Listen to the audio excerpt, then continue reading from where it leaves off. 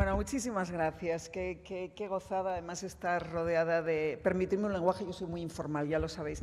De estar rodeada de amigos, de personas que hemos trabajado juntos muchos años, personas que respeto, personas que habéis recibido también el premio súper merecido, enfermeras ahí. Sí, estáis siempre en primera fila. Y por supuesto, hace bastantes años, no sé cuántos, Xavi, no los vamos a decir, no hace falta, me llegó un email a la OMS diciendo la ANIS le invita a un congreso. Y yo digo, no, ni hablar, de ninguna manera, bebidas alcohólicas no. Y luego, claro, me lo leí mejor y no era ANIS, sino ANIS, y era la Asociación Nacional de Informadores Sanitarios. Y entonces hice de todo por estar allí, porque digo, qué oportunidad más increíble, ¿no? Poder hablar a los periodistas, a los informadores sanitarios. Digo, esto es una oportunidad de influenciar, porque no os escondo que lo que yo quiero hacer, lo que queremos hacer con buena intención, es influenciar y tener esa oportunidad de trabajar no solo en titulares. Uno puede comunicar, pero no tenemos que vendernos a los titulares. En ciencia hay que poder comunicar. Y quería recordar a todos que en esto de la gestión de epidemias, en esto de la salud pública, hay tres pilares: la evaluación, la gestión y la comunicación. Y los tres siguen siendo los pilares básicos de cualquier respuesta en salud pública. Pero claro, la comunicación no se puede desligar tampoco de la gestión, y la gestión tiene que ser sensata, tiene que ser equilibrada, tiene que ser balanceada y tiene que pesar y medir cuáles son las consecuencias de esa comunicación.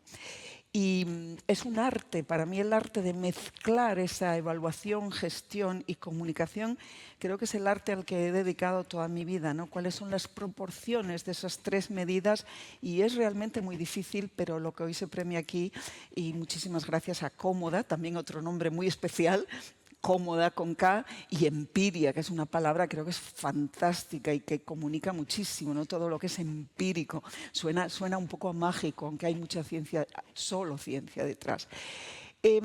Quiero contaros una anécdota, porque yo en esto de la comunicación entré de forma totalmente intuitiva. Obviamente en mi formación como médico nadie me explicó cómo comunicar. No nos correspondía comunicar, ni siquiera nos dan una noción de cómo comunicar al paciente, que es esa comunicación tan delicada, que a veces tienes que transmitir noticias, que se hace más bien con intuición, con empatía, pero no con formación especializada. Mi anécdota de cómo entré en esto de la comunicación es que yo tenía menos de 30 años y estaba en un campo de refugiados y en Mozambique, y hubo una epidemia masiva de cólera. Y ahí empezó el caos. Era un caos, se nos desbordó el hospital. En 24 horas el hospital estaba desbordado, las ambulancias no daban abasto, obviamente, no teníamos los materiales médicos. Había que hacer epidemiología, había que hacer pedido de materiales, había que ser clínico y estar en el hospital gestionando.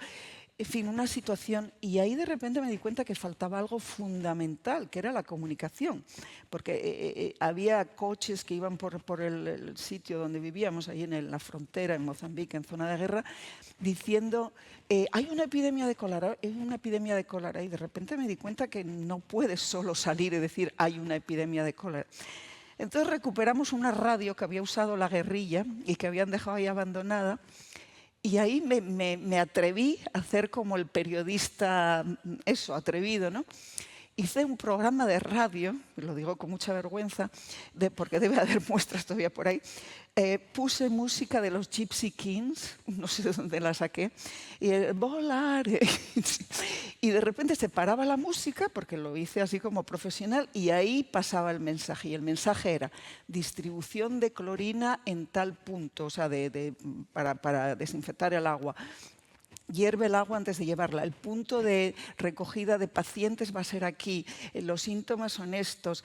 Cocina los alimentos. En fin, pusimos en marcha una estrategia de comunicación práctica de qué es lo que había que hacer y no solo alertar y no solo contar el número de casos y de muertos que teníamos cada día. Y ahí fue donde me improvisé un poco, mala, pésima comunicadora, pero bueno, empezamos por lo menos a tener éxito en la desinfección del agua y salió bien.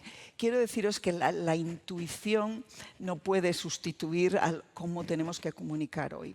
Y vuelvo a la parte del diagnóstico, que lo tenemos, pero creo que en el protocolo terapéutico, lo que tenemos que hacer a partir de ahora, nos falta un elemento clave: involucrar a los jóvenes. Aquí estamos hablando de cómo comunicamos a una generación que no tiene nada que ver con nosotros, que usa sistemas de comunicación completamente distintos, que se idiotiza un poco en esos TikToks absurdos, pero esa es la realidad que tenemos hoy.